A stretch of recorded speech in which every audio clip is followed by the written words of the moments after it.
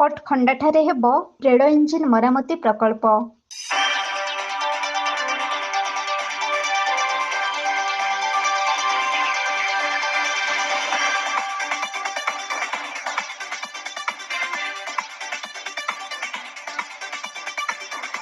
କଳାହାଣ୍ଡି ଜିଲ୍ଲା ନର୍ଲା ଅଞ୍ଚଳରେ ଏବେ ଦେଖାଦେଇଛି ଖୁସିର ଲହରୀ।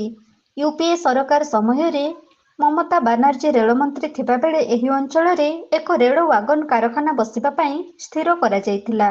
କିନ୍ତୁ ଏହି ପ୍ରସ୍ତାବିତ ଅଞ୍ଚଳରୁ ପ୍ରକଳ୍ପକୁ ଗଞ୍ଜାମ ଜିଲ୍ଲା ସିତୟାପଲ୍ଲୀକୁ ସ୍ଥାନାନ୍ତରିତ କରି ଦିଆଯାଇଥିଲା, ଯାହାଫଳରେ ନର୍ଲା ଅଞ୍ଚଳବାସୀଙ୍କ ପାଖରେ ଦେଖାଦେଇଥିଲା ନିରାଶର ଛାୟା। ତଥାପି ଆଶା ହରାଇ ନଥିଲେ ନର୍ଲା ଅଞ୍ଚଳବାସୀ। ଏହି ଅଞ୍ଚଳରେ ରେଳ ପ୍ରକଳ୍ପ ପାଇଁ ଉପଯୁକ୍ତ ସ୍ଥାନ ହୋଇଥିବା ବେଳେ ସମସ୍ତ ପ୍ରକାର ସୁବିଧା ରହିଅଛି, ଯାହାଫଳରେ ରେଳ ପ୍ରକଳ୍ପ ପାଇଁ କୌଣସି ଅସୁବିଧାର ସମ୍ମୁଖୀନ ହେବାକୁ ପଡ଼ିନଥାନ୍ତା। ସେହି ଆଶା ଓ ବିଶ୍ୱାସ କିନ୍ତୁ ନର୍ଲା ଅଞ୍ଚଳବାସୀଙ୍କ ମନରେ କୁହୁଳି ବୁଲୁଥିଲା। ସମୟକ୍ରମେ ନର୍ଲା ଅଞ୍ଚଳବାସୀଙ୍କ ଆଶା ଓ ଆକାଂକ୍ଷା ପୂରଣ ହୋଇଥିବା ବେଳେ ବହୁ ପ୍ରତୀକ୍ଷାର ସ୍ୱପ୍ନ ଏବେ ଅନ୍ତ ଘଟିବାକୁ ଯାଉଛି, ଯାହାଫଳରେ ଏବେ ନର୍ଲା ଅଞ୍ଚଳବାସୀଙ୍କ ମନରେ ଦେଖାଦେଇଛି ଅଜସ୍ର ଖୁସିର ଲହରୀ।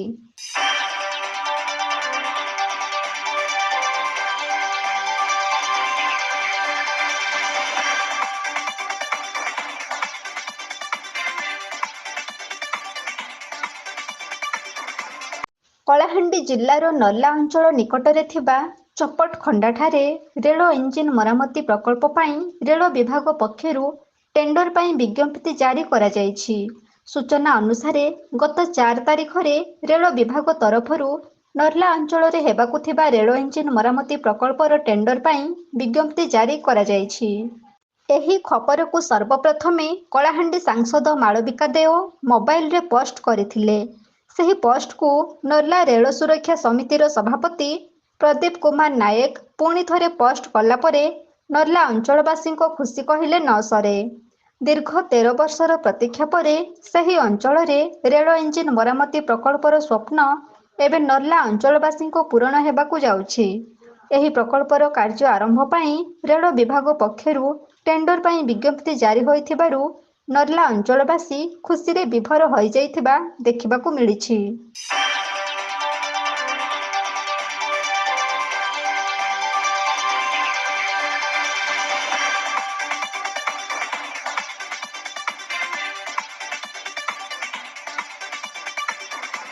କଳାହାଣ୍ଡି ନର୍ଲାରୁ ବିମ୍ବାଧର ବୁଦ୍ଧିଆଙ୍କ ରିପୋର୍ଟ, ଏବି ନ୍ୟୁଜ।